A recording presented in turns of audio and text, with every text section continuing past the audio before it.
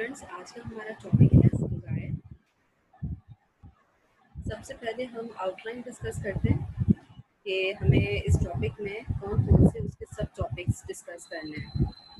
सबसे पहले हम कवर करेंगे introduction, then reproduction, distribution, then structure, then medical significance. सबसे पहले अगर हम बात करें इंट्रोडक्शन की, तो उसमें हम ये डिस्कस करेंगे कि फंगाई बेसिकली क्या है, किस किंगडम से बिलोंग करता है, उसके कैरेक्टरिस्टिक फीचर्स क्या हैं, तो वो सब इंट्रोडक्शन में आएगा। नेक्स्ट रिप्रोडक्शन, जिसमें बेसिकली हम ये पढ़ेंगे कि रिप्रोडक्शन किस तरह होती है, कितनी टाइप की प्रोडक्शन होती है, और उसमें हम फंगाई की एग्जांपल्स भी पढ़ेंगे कि सेक्सुअल रिप्रोडक्शन किस तरह होगी और एसेक्सुअल रिप्रोडक्शन किस तरह होगी। देन थर्ड जो सब टॉपिक होगा इसका, वो होगा डिस्ट्रीब्यूशन का, जिसमें हम ये पढ़ेंगे कि फंगाई कहाँ कहाँ प्रेजेंट होते हैं, किस तरह बॉडी में डिजीज कॉज करते हैं, किस तरह डिस्ट्रीब्यूट होते हैं इकोसिस्टम में, तो वो सब इस डिस्ट्रीब्यूशन में कवर होगा। Next structure, structure of fungi. हम स्ट्रक्चर की बात करेंगे, इसमें कौन कौन से स्ट्रक्चर प्रेजेंट होते हैं और उनका फंक्शन क्या है। देन लास्ट में मेडिकल सिग्निफिकेंस, जिसमें बेसिकली हम फंगल इन्फेक्शन के हवाले से हम डिस्कस करेंगे कि फंगाई की वजह से कौन कौन से इन्फेक्शंस जो है वो कॉज होते हैं। So we start our topic. First, introduction. Fungi are eukaryotes. हमने जब स्टार्ट में नोमेनक्लेचर एंड क्लासिफिकेशन की बात की थी, तो उसमें हमने बहुत सी क्लासेस पढ़ी थी, जिसमें सबसे पहले हमने डिस्कस किया था बैक्टीरिया को। बैक्टीरिया बेसिकली प्रोकैरियोट्स हैं, और अगर हम फंगाई से कंपेयर करें तो फंगाई जो है वो यूकैरियोट्स हैं। अब प्रोकैरियोट्स एंड यूकैरियोट्स, इसका डिफरेंस आपको पता भी होगा, लेकिन चूंकि यहाँ पे ये टर्म दोबारा यूज की गई है, तो दोबारा से रिवाइज कर देती हूँ मैं। Eukaryotes means organism whose cells have nucleus enclosed within membrane, और ये तो आपको पता भी होगा, ये तो आप स्टार्ट से पढ़ते हुए भी आए हैं। So they are eukaryotes. Second point, fungi studied in the specialized field of mycology. Mycology ये एक फील्ड है जिसमें हम फंगाई की स्टडी करते हैं। बेसिकली फंगाई की स्टडी को कहा जाता है mycology. Logy means study, myco means fungi. So study of fungi is called mycology. They are a diverse group of heterotrophs. अब यहाँ पे heterotrophs टर्म यूज हो रही है।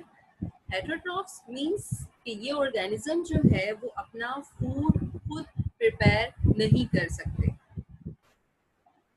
ये रिलाई करेंगे दूसरे ऑर्गेनिजम्स पे ताकि वो ऑब्टेन कर सके food. As compare to autotroph, अगर ऑटोट्रॉफ की बात करते हैं तो उसमें वो ऑर्गेनिजम्स, अगर वो ऑर्गेनिज्म ऑटोट्रॉफ्स हैं तो वो अपना फूड खुद प्रिपेयर कर सकते हैं, खुद बना सकते हैं अपना फूड। लेकिन अगर हम हेटेरोट्रॉफ्स की बात करें तो ये अपना फूड खुद प्रिपेयर नहीं कर सकते, इसलिए इसको कहा जाता है हेटेरोट्रॉफ्स। सो थर्ड कैरेक्टरिस्टिक की बात की जाए, many are saprophytes that digest dead organic matter and organic waste. अब यहाँ पे एक टर्म यूज हो रही है saprophytes की। saprophytes वो ऑर्गेनिजम्स होते हैं जो डाइजेस्ट करते हैं डेड ऑर्गेनिक मैटर को एंड ऑर्गेनिक वेस्ट को। लेकिन यहाँ पे आप देखें टर्म जो यूज हो रही है वो है डेड ऑर्गेनिक मैटर, ठीक है। सैप्रोफाइट्स है मींस वो किसी भी डेड ऑर्गेनिक मैटर से या कोई ऑर्गेनिक वेस्ट है उनमें जो न्यूट्रिएंट्स प्रेजेंट होते हैं उनको वो डाइजेस्ट करते हैं। अगर हम दूसरी कंडीशन देखें, some are parasites that obtain nutrients from the tissues of other organism. Parasites. Parasites क्या होते हैं ये मैं आपको पहले भी बताया था मैंने, और यहाँ पे भी अगर पैरासाइट्स की टर्म आई है तो आपको पता है पैरासाइट्स वो ऑर्गेनिज्म होते हैं जो किसी होस्ट से फायदा लेते हैं और उनको नुकसान पहुंचाते हैं, ठीक है। तो यहाँ भी पैरासाइट है, मींस कि वो किसी होस्ट से जो कि लिविंग टिश्यू होगा, दूसरा ऑर्गेनिज्म है, वहां से न्यूट्रिएंट्स लेंगे, क्योंकि अपना फूड तो कोई प्रिपेयर नहीं कर सकते, तो ये दूसरे ऑर्गेनिजम्स पे रिलाय कर रहे हैं, तो ये वहां से अपना फूड ऑब्टेन करेंगे। लेकिन जो कैटेगरी है वो है they act as parasite. Parasite means कि ये किसी टिश्यू पे रिलाय करेंगे, वहां से अपना न्यूट्रिएंट लेंगे और उनको हार्म प्रोड्यूस करेंगे। तो अगर हम दोनों टर्म की डिफ्रेंसिएशन देखें या दोनों में डिफरेंस देखें, तो डिफरेंस यही है कि सेप्रोफाइट की अगर बात आती है तो मींस कि वो डेड ऑर्गेनिक मैटर यूज करते हैं, लेकिन अगर पैरासाइट की बात आती है तो वो किसी दूसरे ऑर्गेनिज्म का टिश्यू यूज करते हैं। So they act as saprophyte as well as parasites. Most fungi, such as molds and mushrooms, are multicellular, but yeast are unicellular. Fungi में उस एग्जाम्पल्स में या जो ऑर्गेनिजम्स आते हैं फंगाई की कैटेगरी में, moulds, mushroom, yeast. Moulds and mushrooms की बात की जाए तो ये मल्टी सेलुलर है, ठीक है, सेल एक से ज्यादा प्रेजेंट हो, but yeast are unicellular, means कि इनकी जो ग्रोथ हैबिट है वो सिंगल सेल्ड है। Uni means single. Fungi that can adopt a single celled growth habit are called yeast.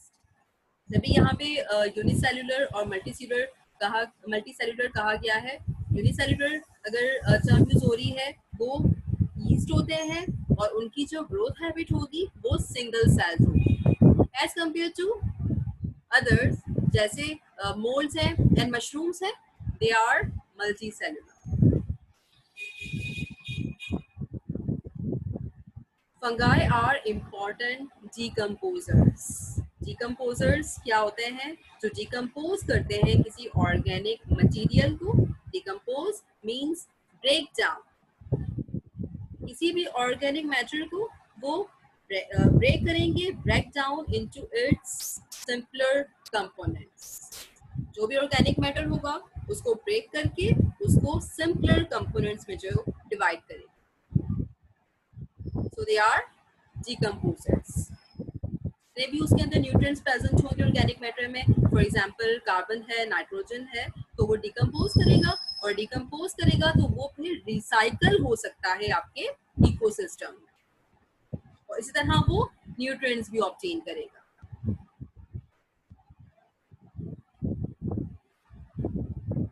In the health sciences, they are important as facultative parasites। अगर हम health sciences की बात करें, इसकी importance की बात करें, तो ये ऐड करते हैं as a facultative parasites. They can obtain nutrients from non-living organic matter or from living organisms। Means कि ये फंगाई हैं, ये फैकल्टेटिव पैरासाइट्स हैं, ये रिलाय नहीं कर रहे किसी लिविंग ऑर्गेनिज्म को, ये ऑब्टेन करते हैं न्यूट्रिएंट्स चाहे कोई नॉन लिविंग ऑर्गेनिक मैटर हो या कोई लिविंग ऑर्गेनिज्म।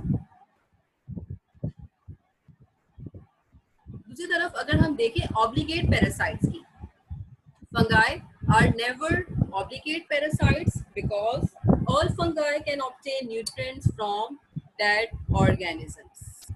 ऑब्लिगेट पैरासाइट्स होंगे, ऑब्लिगेट पैरासाइट्स मतलब कि वो किसी ना किसी लिविंग टिश्यू पे रिलाय करेंगे, वहां से न्यूट्रिएंट्स लेंगे, लेकिन यहाँ पे ये बात हो रही है कि they are facultative parasites, means कि अगर उनको कोई लिविंग ऑर्गेनिज्म भी अगर प्रेजेंट है वहां से भी वो न्यूट्रिएंट ले सकते हैं, और कोई नॉन लिविंग ऑर्गेनिक मैटर है तो वहां से भी वो न्यूट्रिएंट्स ऑब्टेन कर सकते हैं। So they are facultative parasites, they are never obligate parasites, क्योंकि अगर ऑब्लिगेट पैरासाइट की बात की जाए तो वो न्यूट्रिएंट्स को ऑब्टेन करेंगे लिविंग टिश्यू से, लेकिन यहाँ पे अगर हम बात कर रहे हैं फंगाई की, so they can obtain nutrients from dead organism.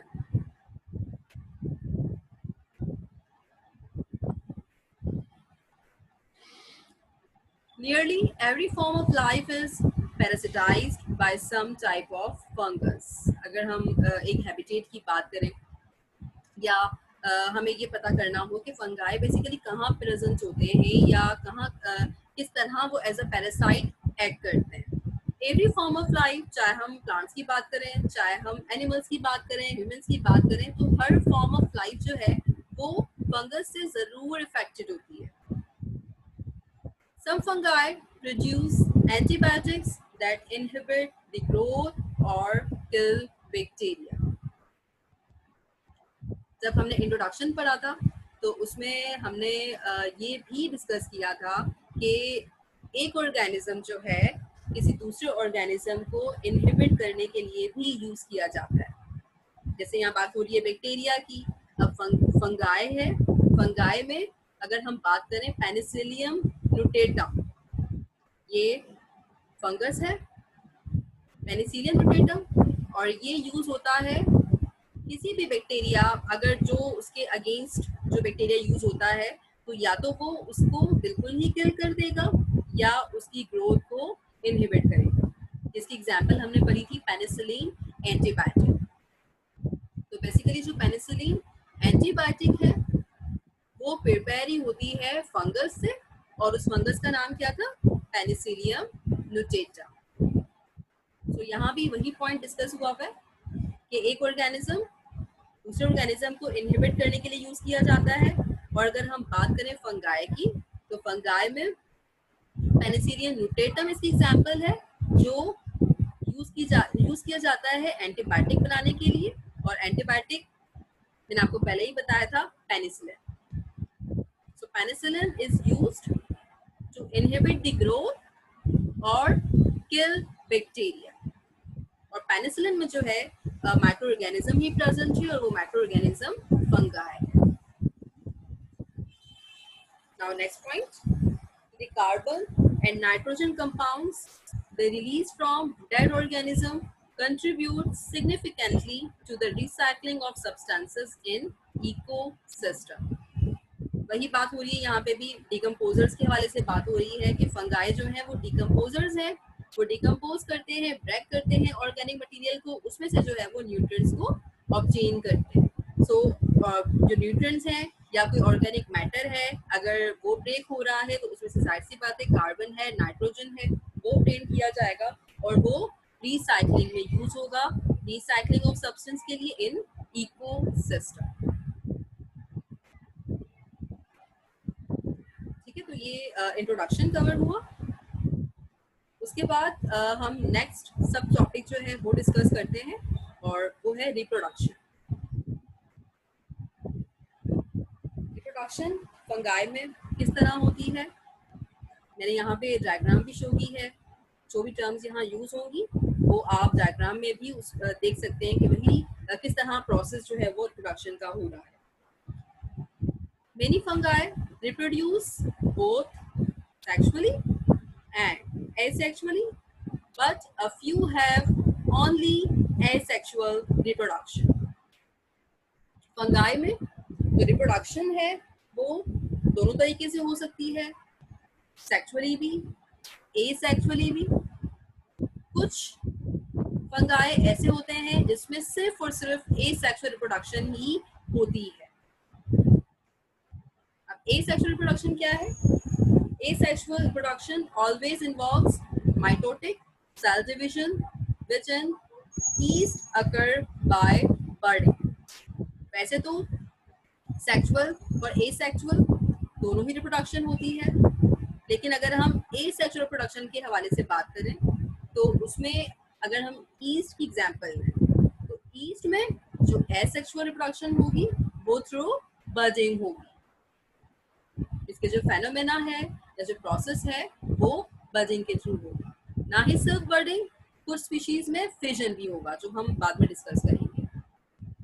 पहले अगर हम बात करें बर्डिंग की, तो बजिंग में बेसिकली क्या होता है, यहाँ पे आप देख रहे होंगे कि एक तो ईस्ट सेल है, ठीक है। अब उस सेल में एक बर्ड फॉर्मेशन हो रही है, यहाँ पे मेंशन भी हुआ है डेवलपिंग बर्ड। अब बर्ड क्या है, अब बर्ड जो है डेवलप हुआ, उसके बाद the nucleus of parent cell splits into a daughter nucleus and migrates into the daughter cell, ठीक है। अब जो ई सेल है जो कि पेरेंट सेल है, बर्ड डेवलप हुआ, और जो न्यूक्लियस है, ठीक है, पेरेंट सेल का, वो डिस्ट्रीब्यूट हुआ डॉटर न्यूक्लियस में, और फिर इस तरह वो माइग्रेट हुआ इनटू डॉटर सेल। तो इस फेनोमेना को हम कहते हैं बर्डिंग। Each cell tend to grow as single cell that reproduce asexually in a process known as budding, although a minority of species reproduce by fission. पहले हमने डिस्कस किया बर्डिंग, जो पिक्चर भी मेंशन थी और प्रोसेस आपने देख भी लिया किस तरह बजिंग के थ्रू जो है वो रिप्रोडक्शन हो रही है। नेक्स्ट जो टर्म है वो है फिजन। अब ए सेक्सुअल रिप्रोडक्शन में ही जो है वो दूसरा मैकेनिज्म भी होता है, वो है थ्रू फिजन। अब फिजन में क्या है, यहाँ पे आप देख सकते हैं पेरेंट सेल है, ठीक है।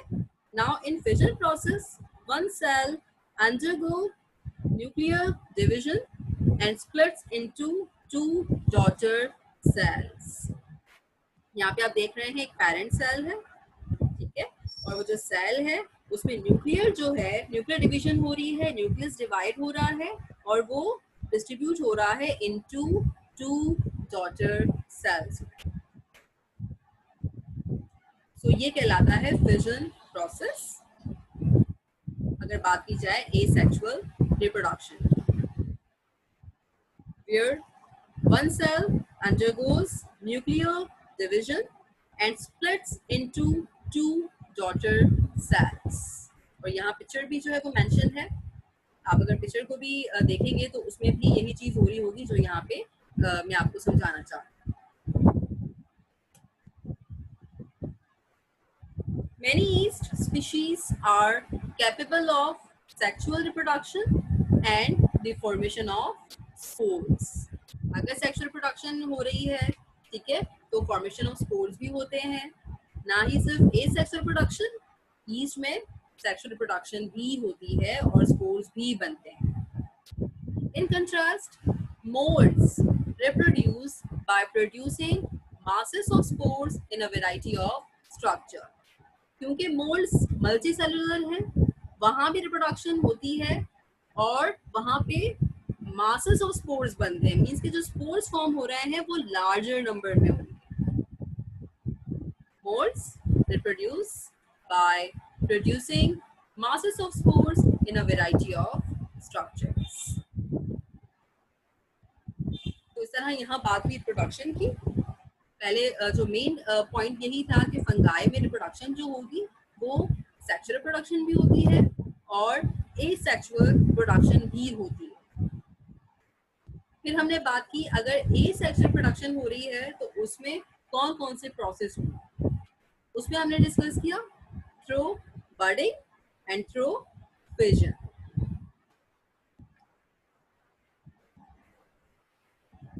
नाउ अब हम थर्ड सब टॉपिक में जाएं तो उसमें डिस्ट्रीब्यूशन है। Fungi are widely distributed in nature, occurring as part of the normal flora on the body of warm-blooded animals।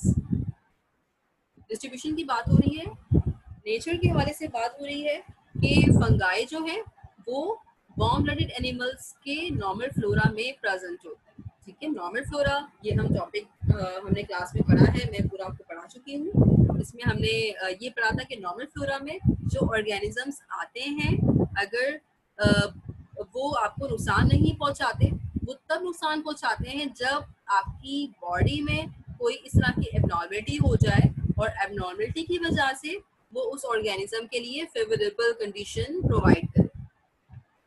इसीलिए वो डिजीज भी कॉज करते हैं, वो पैथोजेनिक भी होते हैं। और एक टर्म हमने और यूज की थी अपॉर्चुनिस्टिक की।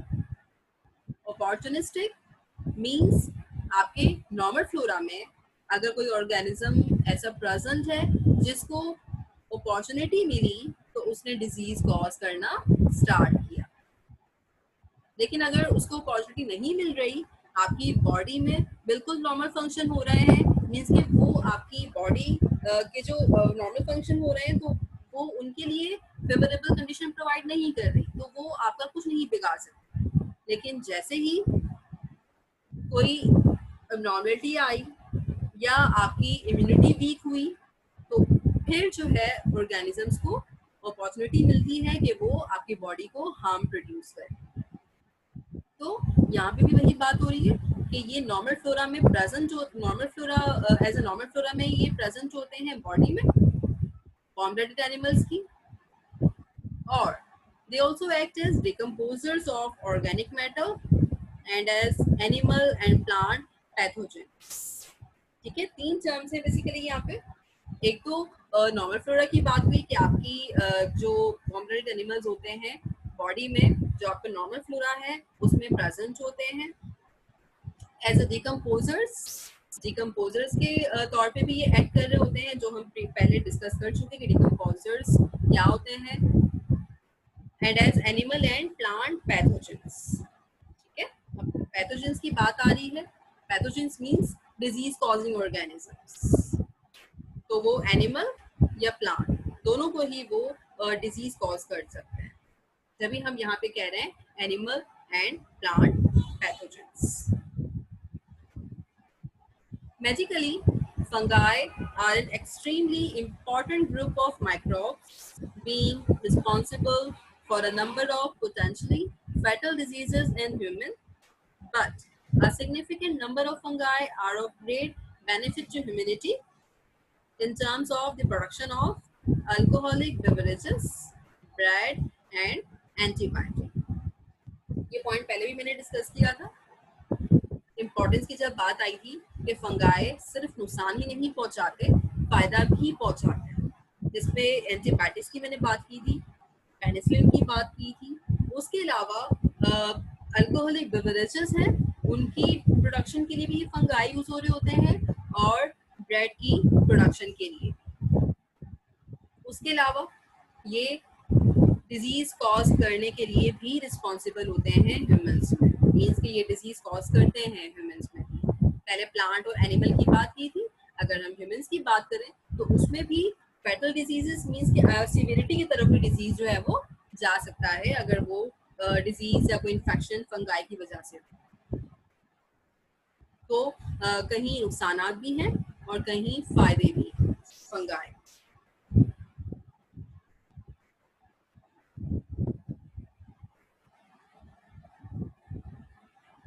थर्ड है स्ट्रक्चर। स्ट्रक्चर आपने पहले भी पढ़ा होगा, आप इंटर लेवल पे भी आप लोगों ने पढ़ाई होगा फंगाई के स्ट्रक्चर के हवाले से, लेकिन चूंकि यहाँ हम डिस्कस कर रहे हैं दोबारा तो थोड़ा बहुत स्ट्रक्चर का भी बैकग्राउंड होना जरूरी है। ये डायग्राम भी मैंने ऐड की हुई है जिसमें आपको हाइफी और माइसीलियम नजर आ रहे हो, तो यहाँ पे वही टर्म डिस्कस होंगी। The body of a fungus is called a thallus। Fungus की बॉडी को जो है थैलस कहा जाता है। The thallus of most multicellular fungi consists of a mycelium, a loosely organized mass of thread-like structures called hyphae। यहाँ पे दो टर्म यूज हो रही हैं, हाइफी और माइसीलियम। अगर हम हाइफी की बात करें तो हाइफी जस्ट एक सिंगल फिलामेंट होगा, थिन फिलामेंट, लेकिन अगर उन हाइफी में ब्रांचेस बन जाए, या अगर हम कहें कि हाइफी अगर ब्रांच्ड हो जाए, या आप देख रहे हैं माइसीलियम में ये ब्रांचेस फॉर्म आपको नजर आ रही है, लेकिन ये बेसिकली ये हाइफी ब्रांच्ड है, तो उसे हम कहते हैं माइसीलियम। जैसे यहाँ भी यही लिखा हुआ है, The thallus of most multicellular fungi consists of a mycelium, that are loosely organized mass of thread-like structures called hyphae. Means कि हाइफी जो है वो एक थ्रेड लाइक स्ट्रक्चर है, लेकिन उसमें जो है अगर ब्रांच हो जाए, हाइफी ब्रांचेस फॉर्म हो, तो उसे हम कहते हैं माइसीलियम। तो हाइफी माइसीलियम ये आप डायग्राम में भी देख सकते हैं। फिर अगर हम माइसीलियम की बात करें, the mycelium is embedded in decaying organic matter, soil or the tissues of living organism. Embedded means fix होना, ठीक है। अब जैसे यहाँ पे माइसीलियम आप देख रहे हैं कि वो बिल्कुल जो भी एक फिक्स हुआ हुआ है, कोई भी सॉइल है उसके सरफेस है, ठीक है, वहां में वो फिक्स है। Mycelium is embedded in decaying organic matter. Fix कहाँ होगा? जो ऑर्गेनिक मैटर है डिकेइंग, ठीक है, या सॉइल है या कोई टिश्यू है लिविंग ऑर्गेनिज्म, तो वहां माइसीलियम जो है एम्बेडेड होता है, या इन अदर वर्ड्स फिक्स होता है।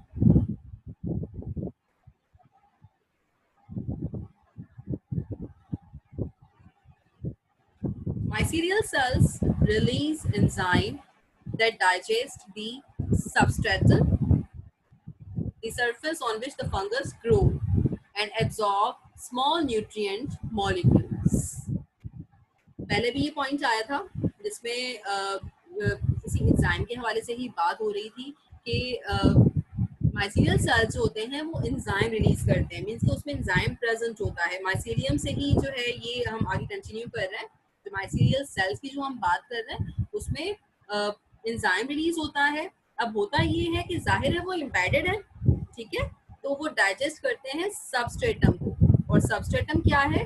The surface on which the fungus grow, means कि वो सरफेस जहाँ फंगस ग्रो कर रहा है, तो वहां भी वो क्या करेंगे? वो डाइजेस्ट करेंगे उस सरफेस को, और उसमें से जो न्यूट्रिएंट मॉलिक्यूल्स होंगे उसको वो एब्जॉर्ब करेंगे। जाहिर है अगर वो सरफेस को डाइजेस्ट करेंगे, उसके बाद जो न्यूट्रिएंट्स आएंगे, न्यूट्रिएंट मॉलिक्यूल्स आएंगे, उनको वो एब्जॉर्ब करना स्टार्ट करेंगे।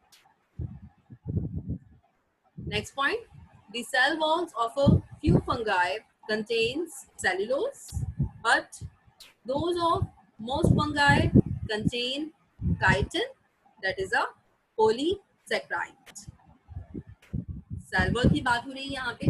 जो फंगाई की सेल वॉल है उसमें सेल्यूलोज प्रेजेंट होता है, लेकिन वो खुश्क है, लेकिन ज्यादातर में जो है काइटिन प्रेजेंट होता है फंगाई की सेल वॉल में, और वो एक पॉलीसेक्राइड।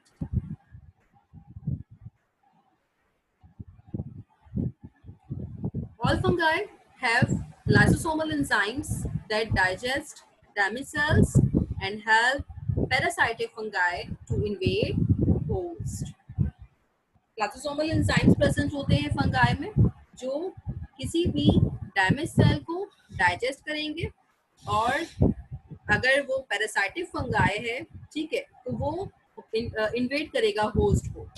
पैरासाइट का मतलब यही होता है कि वो किसी होस्ट को जो है नुकसान पहुंचा के उसमें से फायदा उठाता है, मीन्स कि अपना न्यूट्रिएंट तो वो ऑब्टेन कर लेगा, लेकिन उसको नुकसान भी पहुंचाए। तो वो नुकसान किस तरह पहुंचा सकता है और फायदा किस तरह ले सकता है, वो उसके अंदर लाइसोसोमल एंजाइम प्रेजेंट होंगे।